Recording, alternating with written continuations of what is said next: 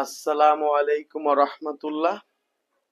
Dear student, আপনারা সকলে কেমন আছেন? আশা করি সকলে অনেক ভালো আছেন। তো ডিয়ার স্টুডেন্ট, আজকে আমরা আপনাদের তামাদি আইনের লেকচার 10, আজকের লেকচারে তামাদি আইন শেষ হয়ে যাবে। আলহামদুলিল্লাহ, তামাদি আইনের ধারাগুলো শেষ হয়ে যাবে। সো ডিয়ার স্টুডেন্ট, মনোযোগ সহকারে পুরো লেকচারটা আজকে দেখবেন। আর ডিয়ার স্টুডেন্ট, আপনার কাছে একটা অনুরোধ হচ্ছে, যারা ইউটিউবে আমার ভিডিওটা দেখছেন, মেহেরবানি করে ইউটিউবে ইব্রাহিম ল স্কুলটা সাবস্ক্রাইব করে দেন। আমাদের ইব্রাহিম ল স্কুল নামে ইউটিউব অ্যাকাউন্ট, ইউটিউব চ্যানেল আছে, ফেসবুক পেজ আছে, ফেসবুক অ্যাকাউন্ট আছে, ফেসবুক গ্রুপ আছে, এবং অরিজিনাল ফেসবুক অ্যাকাউন্ট হচ্ছে অ্যাডভোকেট এমডি ইব্রাহিম খান। মেহেরবানি করে সব জায়গায় আপনারা যুক্ত হয়ে যান ইনশাআল্লাহ। তো চলুন শুরু করি আজকে আমাদের নতুন লেকচার।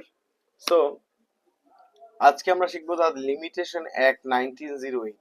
এটা লেকচার 10-এ আপনাদের সকলকে স্বাগতম জানাচ্ছি। আমি অ্যাডভোকেট মোহাম্মদ ইব্রাহিম খান। তো আজকে আমরা ডিয়ার স্টুডেন্ট শিখবো ধারা 26। কত বলেন তো? ধারা 26।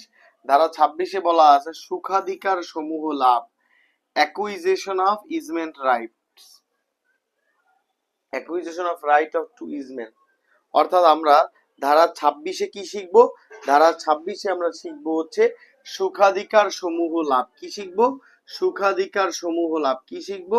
সুখাধিকার সমূহ লাভ। অর্থাৎ ধারা 26-এ আমরা কি শিখবো বলেন তো সবাই? সুখাধিকার সমূহ লাভ। এখন অনেকে জানে না যে সুখাধিকার জিনিসটা কি। এই সুখাধিকার জিনিসটা কি, এটা জানাটা খুবই গুরুত্বপূর্ণ।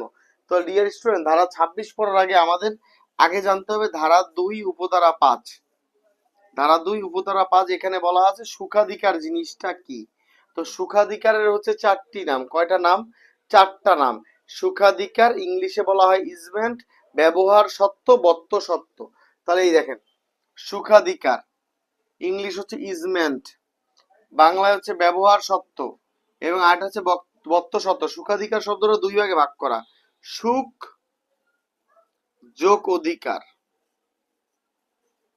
এইভাবে করে আপনারা শিখবেন, সুখ যোগ অধিকার। তাহলে কি হলো? সুখাধিকার।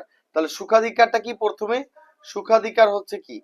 সুখাধিকার হচ্ছে এমন একটা অধিকার, এমন একটা অধিকার যা চুক্তি থেকে সৃষ্টি হয় না। এই পিলির জন্য 100% ইম্পর্টেন্ট লিখে দিলাম। তাহলে কি শিখলেন আপনারা?